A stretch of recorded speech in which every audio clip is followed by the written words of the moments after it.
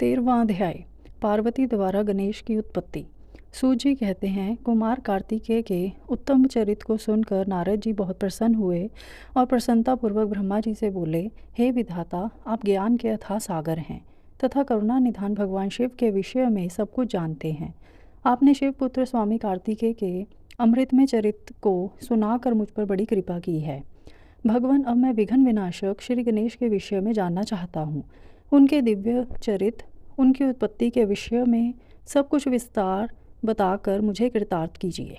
मुनि श्रेष्ठ नारद के ये उत्तम वचन सुनकर ब्रह्मा जी हर्षपूर्वक बोले, नारद, तुम गणेश उत्पत्ति की कथा सुनना चाहते हो, अतएव तुम्हारी प्रसन्नता के लिए मैं तुम्हें उनके जन्म के विषय में बताता हूँ।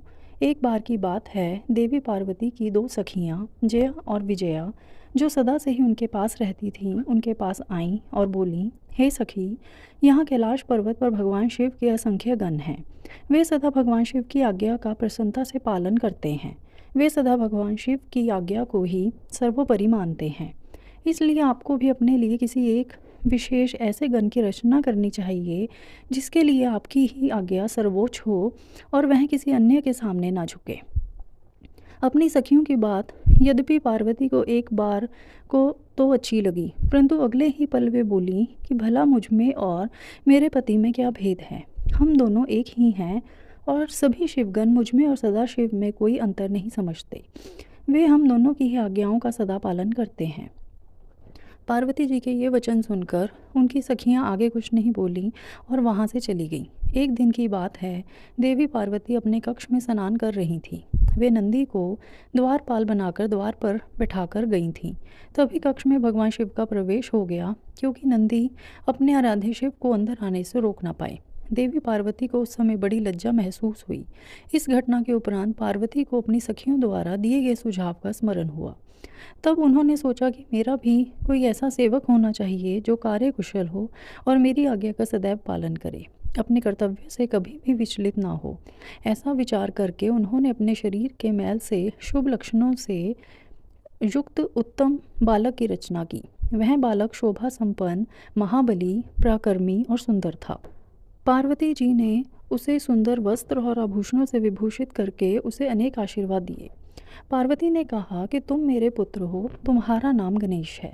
पार्वती जी के ये वचन सुनकर वह तेजस्वी बालक गणेश बोला, हे माता, हे जननी, आज आपने मुझे इस जगत में उत्पन्न किया है। आज से मैं आपका पुत्र हूँ। मैं आपको बारंबार नमस्कार करता हूँ। मेरे लिए अब क्या कार्य है, बताइए, मैं उसे अवश्य पूरा करूँगा। तब देवी पार्वती बोली, हे पुत्र गणेश, आज से तुम मेरे द्वारपाल बन जाओ। मेरी यह आज्ञा है कि मेरे महल में कोई मेरी अनुमति के बिना प्रविष्ट ना हो। कोई कितना भी हट क्यों ना करे, तुम उसे अंदर नहीं आने देना। यह कहकर पार्वती ने एक छड़ी गणेश के हाथ में पकड़ा दी और प्रेम पूर्वक उनका मुख चूमकर अंदर स्नान करने के लिए चली गई। गणेश सजगता से हाथ में छड़ी लेकर महल के द्वार पर पहरा देने लगे। उसी समय भगवान शिव देवी पार्वती से मिलने की इच्छा लेकर महल में आ गए। जब वे द्वार पर पहुंचे तो गणेश ने उनसे कहा, हे देव, इस समय मेरी माता अंदर स्नान कर रही हैं, अतः आप यहाँ से चले जाएं और बाद में आएं। यह कहकर उन्होंने भगवान शिव के सामने छड़ी अड़ा दी। चूँकि गणेश जी ने भगवान शिव को पहले कभी नहीं देखा था, इसलिए उन्हें वे नहीं पहचान सके। यह देखकर भगवान शिव को क्रोध आ गया और वो बोले, ओ मूर्ख, तू मुझको अंदर जाने से रोक रहा है। तू नहीं जानता कि मैं कौन हूँ। मैं शिव हूँ, मैं ही पार्वती का पति हूँ और अपने ही घर में जा रहा हूँ।